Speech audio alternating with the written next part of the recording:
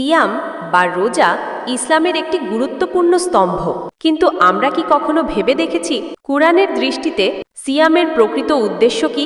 অনেক সময় আমরা সিয়ামকে শুধুমাত্র পানাহার থেকে বিরত থাকার একটি বাহ্যিক অনুশীলন হিসেবে দেখি, কিন্তু আল্লাহ সুবহানাহু ওয়া তাআলা কুরআনে সিয়ামের উদ্দেশ্য হিসেবে এমন এক গভীর বিষয়ের কথা উল্লেখ করেছেন যা আমাদের অন্তর এবং জীবনকে বদলে দিতে পারে।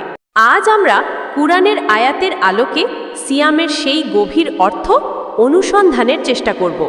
এই অনুসন্ধান কেবল একটি একাডেমিক আলোচনা নয়, বরং এটি আমাদের সিয়ামকে একটি প্রাণবন্ত এবং অর্থপূর্ণ ইবাদতে রূপান্তরিত করার একটি প্রচেষ্টা, যা আমাদের আত্মার গভীরে পরিবর্তন আনতে সক্ষম।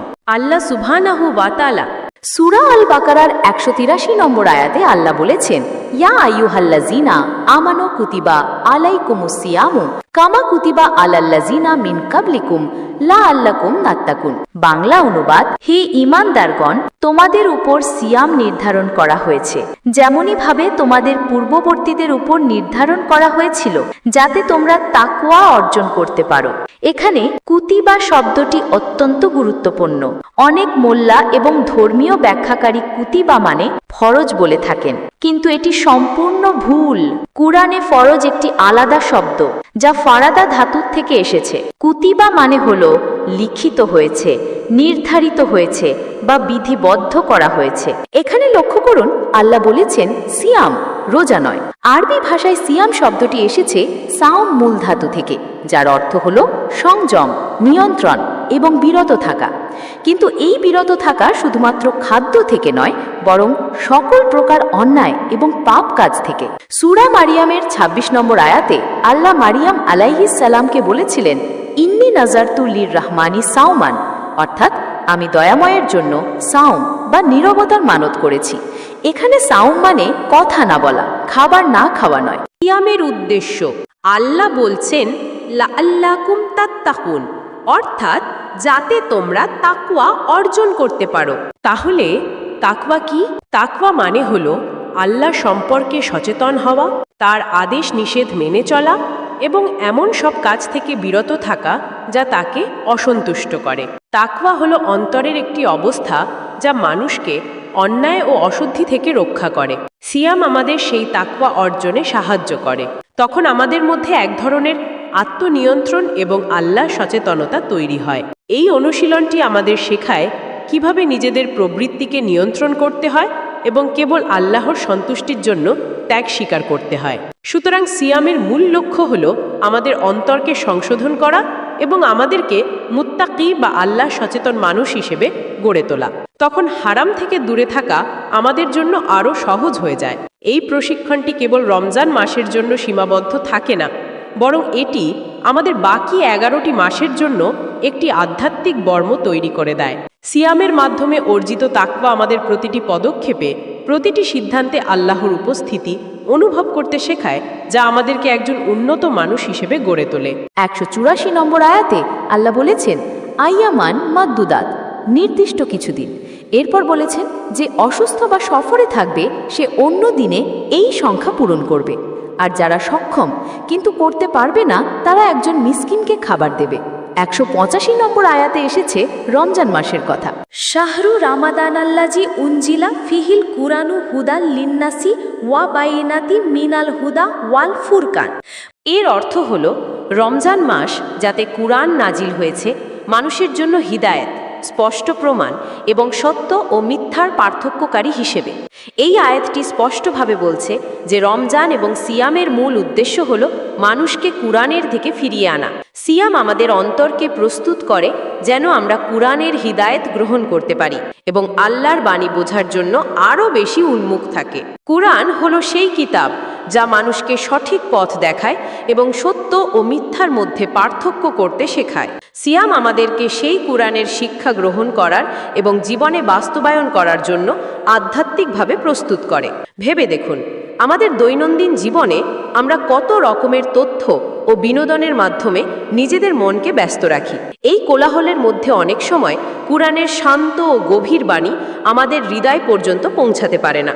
সিয়াম সেই কোলাহলকে কমিয়ে দেয়, আমাদের মনোযোগকে কেন্দ্রীভূত করে এবং আমাদের অন্তরকে আল্লাহর বাণীর জন্য একটি উর্বর ভূমিতে পরিণত করে, যেখানে হিদায়েতের বীজ সহজেই অঙ্কুরিত হতে পারে। কুরআন কিভাবে আমাদের জীবনকে পরিবর্তন করে? এটি আমাদের অজ্ঞতার অন্ধকার থেকে জ্ঞানের আলোতে নিয়ে আসে। এই বিষয়টি সিয়ামের সাথে সম্পর্কিত একটি আয়াতের মাধ্যমে আরও স্পষ্টভাবে বোঝা যায়। 186 নম্বর আয়াতে আল্লাহ বলেছেন, ওয়া ইজা সালাকা ইবাদি আন্নি ফাইন্নি করিব উজিবু দাওয়াতা দাই ইজা দা। বাংলা অনুবাদ, আর যখন আমার বান্দারা আমার সম্পর্কে তোমাকে জিজ্ঞেস করে তখন বলো আমি অতি নিকটে। প্রার্থনাকারী যখন আমাকে ডাকে আমি তার ডাকে সাড়া দিই।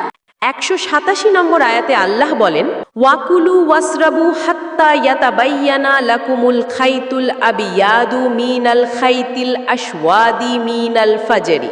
এর অর্থ হলো, এবং তোমরা খাও ও পান করো যতক্ষণ না ফজরের সাদা রেখা কালো রেখা থেকে স্পষ্ট হয়ে যায়। সাধারণভাবে এই আয়াতটিকে সাহারির সময়সীমা হিসেবে ব্যাখ্যা করা হয়, কিন্তু এর একটি গভীর অর্থও রয়েছে। এখানে কালো রেখা এবং সাদা রেখা শুধুমাত্র ভোরের আলোর রূপক নয়, বরং এটি মানুষের আধ্যাত্মিক অবস্থাকেও নির্দেশ করে। কালো রেখা সেই অবস্থাকে বোঝায় যখন সত্য অস্পষ্ট থাকে, যখন মানুষ অজ্ঞতা, সন্দেহ এবং বিভ্রান্তির অন্ধকারে ডুবে থাকে।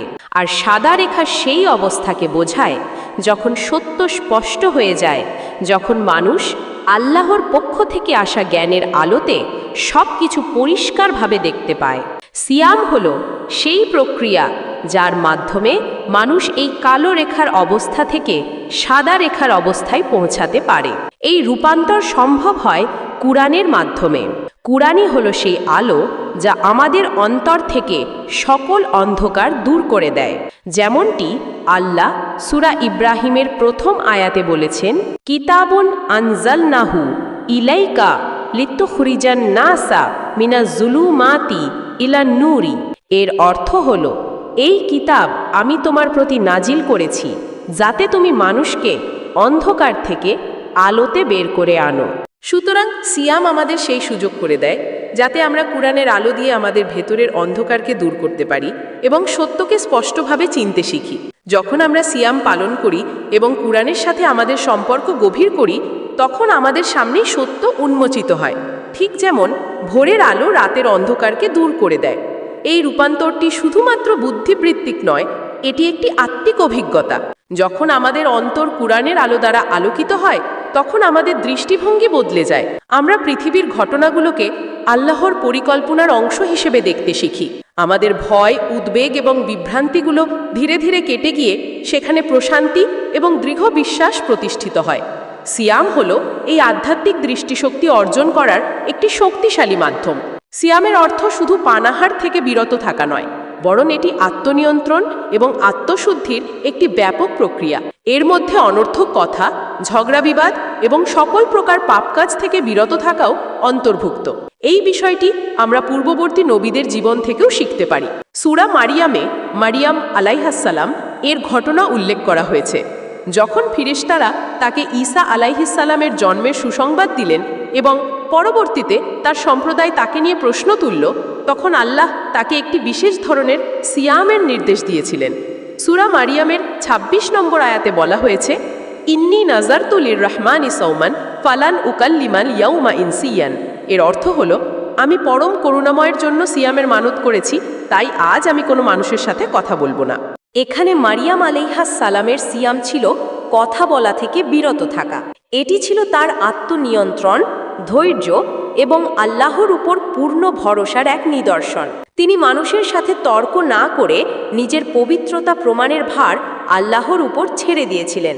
এই ঘটনা আমাদের শেখায় যে সিয়াম মানে শুধু শারীরিক চাহিদাকে নিয়ন্ত্রণ করা নয়, বরং নিজের জিহ্বাকেও নিয়ন্ত্রণ করা এবং অপ্রয়োজনীয় কথা থেকে বিরত থাকা। একইভাবে জাকারিয়া আলাইহিস সালামের ঘটনাতেও আমরা সিয়ামের একটি ভিন্ন রূপ দেখতে পাই।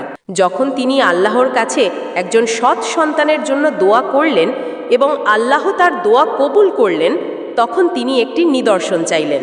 আল্লাহ তাকে নিদর্শন হিসেবে 3 দিন মানুষের সাথে কথা বলা থেকে বিরত থাকতে বললেন। সূরা আলী ইমরানের 41 নম্বর আয়াতে বলা হয়েছে, কালা আয়াতুকা আল্লাহ তুকাল্লিমান নাসা সালাসাতা আইয়ামিন ইল্লা রমজান ওয়াযকুর রব্বাকা কাসীরান। এর অর্থ হলো, তোমার নিদর্শন হলো এই যে তুমি 3 দিন মানুষের সাথে ইশারা ছাড়া কথা বলবে না এবং তোমার রবকে অধিক পরিমাণে স্মরণ করবে। জাকারিয়া আলাইহিস সালামের এই নীরবতা ছিল আল্লাহর প্রতি কৃতজ্ঞতা এবং তার স্মরণে নিজেকে সম্পূর্ণরূপে উৎসর্গ করার একটি মাধ্যম। এই নীরবতা তাকে দুনিয়াবি কথাবার্তা থেকে দূরে সরিয়ে দিয়েছিল এবং আল্লাহর জিকিরে আরও বেশি মনোনিবেশ করতে সাহায্য করেছিল। এই দুটি ঘটনাই আমাদের দেখায় যে সিয়ামের উদ্দেশ্য হল নিজেকে আল্লাহর দিকে ফিরিয়ে আনা, আত্মনিয়ন্ত্রণ প্রতিষ্ঠা করা এবং আল্লাহর স্মরণে অন্তরকে সিক্ত রাখা। মরিয়ম আলাইহিস সালামের নীরবতা ছিল তার ঈমানের শক্তির বহিঃপ্রকাশ। তিনি জানতেন যে মানুষের কাছে নিজেকে নির্দোষ প্রমাণ করার চেষ্টা বৃথা, কারণ সত্য উন্মোচিত করার মালিক একমাত্র আল্লাহ। তার এই সিয়াম আমাদের শেখায় কখন কথা বলার চেয়ে নীরব থাকা বেশি শক্তিশালী। অন্যদিকে জাকারিয়া আলাইহিস সালামের নীরবতা ছিল শুকরিয়া বা কৃতজ্ঞতার প্রকাশ। আল্লাহর নিয়ামত পাওয়ার পর তিনি দুনিয়াবি ব্যস্ততা থেকে নিজেকে বিচ্ছিন্ন করে একান্তে তার রবের প্রশংসায় মগ্ন হতে চেয়েছিলেন। এই দুটি ঘটনাই সিয়ামের বহুমাত্রিকতাকে তুলে ধরে। পরিশেষে আমরা কোরআনের আলোকে সিয়ামের যে গভীর অর্থ খুঁজে পেলাম তা হল, সিয়াম শুধুমাত্র উপবাস নয়, এটি একটি পূর্ণাঙ্গ আধ্যাত্মিক অনুশীলন। এর মূল উদ্দেশ্য হল তাকওয়া অর্জন করা, যা আমাদের অন্তরকে পরিশুদ্ধ করে। সিয়াম আমাদেরকে কোরআনের হিদায়াতের জন্য প্রস্তুত করে, যা আমাদের অজ্ঞতার অন্ধকার থেকে জ্ঞানের আলোতে নিয়ে আসে। এটি আমাদের সত্য ও মিথ্যার মধ্যে পার্থক্য করতে শেখায়। মরিয়াম আলাইহিস সালাম এবং জাকারিয়া আলাইহিস সালামের উদাহরণ আমাদের শেখায় যে সিয়াম হল আত্মনিয়ন্ত্রণ, ধৈর্য এবং আল্লাহর প্রতি পূর্ণ আত্মসমর্পণের একটি মাধ্যম। সুতরাং আসুন আমরা আমাদের সিয়ামকে শুধুমাত্র পানাহার থেকে বিরত থাকার মধ্যে সীমাবদ্ধ না রাখি, বরং এটিকে তাকওয়া অর্জনের একটি দারুণ সুযোগ হিসেবে কাজে লাগাই। কুতিবা মানে এটি আল্লাহর পক্ষ থেকে একটি বিধান, কিন্তু এর অর্থ ফরজ নয়। আমাদের বুঝতে হবে যে কুরআনের প্রতিটি শব্দের নিজস্ব অর্থ রয়েছে। মোল্লাদের ভুল ব্যাখ্যার কারণে আমরা অনেক সময় কুরআনের প্রকৃত বার্তা থেকে দূরে সরে যাই। সিয়াম হলো আত্মশুদ্ধির একটি প্রক্রিয়া, যা আমাদের আল্লাহর নৈকট্য লাভে সহায়তা করে।